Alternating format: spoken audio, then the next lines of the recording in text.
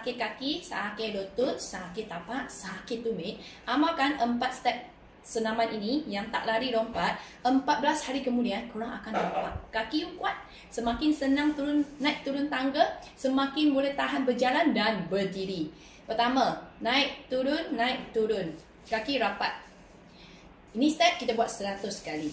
Lepas tu kaki buka selari dengan bahu, kita angkat kaki kita kat belakang macam ni, badan tegak, buat kaki je. Lepas tu step nombor 3, korang angkat ke depan. Buat ikut kemampuan badan. Kalau tak boleh naik tinggi, korang naik sedikit. Setiap hari nampak sendiri, semakin angkat semakin senang, semakin tinggi. Badan tegak, ini sangat penting. Lepas tu kaki kat tepi.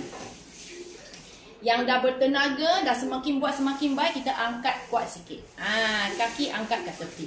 So jangan risau. Mula-mula apa yang kita buat kat sini, you akan rasa sakit-sakit, tapak, tumit. Tapi sakit ni hanya seminggu 2 saja. Kemudian bila you buat biar masa, bukan sahaja sakit dah semakin kurang, lagi bertenaga, lagi boleh tahan. Mungkin lebih daripada 100 kali you boleh buat. So kawan-kawan kat sini yang ada masalah sakit kaki, cepat like, share, save video ini dan buat sekarang untuk kurangkan masalah sakit kaki. Dan untuk kawan-kawan yang tak ada masalah sakit kaki, kita elakkan masalah sakit kaki masa depan.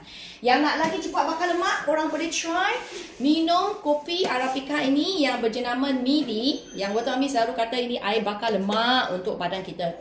So korang yang nak naikkan metabolik, korang nak kenyang lama, tak nak rasa lapar-lapar selalu, yang nak badan bertenaga, lagi nak kuatkan kita punya hati dan juga kita punya jantung, otak semua, korang boleh amalkan minum kopi ini. Cara Dr. Mami ialah selepas I makan pagi punya sarapan, I akan larutkan 1 sachet daripada kopi MIDI Arabica ini ke dalam 1 liter air dan minum selepas I sarapan.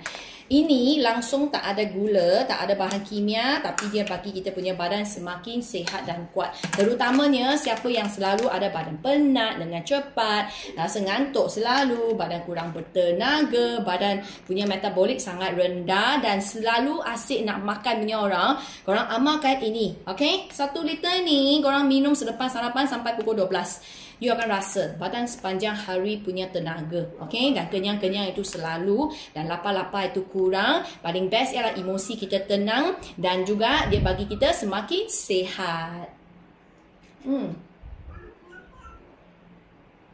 Dia tak manis, pahit-pahit manja. Tapi pahit-pahit manja lah ini yang bagi kita kuat, bertenaga, sekat makan dan sekat gula. Tak suka makan gula ataupun makanan manis, minuman manis lagi kalau korang amalkan sekarang. Siapa yang nak order, boleh masuk TikTok Shop ataupun Shopee, order, cari je MIDI Arabica Coffee, korang akan dapat. 1 paket ini ada 15 sachet. So setiap hari 1 hingga 2 sachet, minum pagi selepas sarapan sampai pukul 12, korang akan nampak badan korang semakin bertenaga. Dengan amalkan senaman tadi, jangan lupa untuk kuatkan kaki kita, sebab kaki kita ialah tempat yang paling cepat penuaan berlaku. So korang yang start dah ada rasa kaki korang start sakit, tak tahan berdiri, tak tahan nak solat, tak tahan nak naik turun tangga, kena cepat-cepat buat senaman tadi yang tak lari lompat. 14 hari saja sudah nampak ada hasil.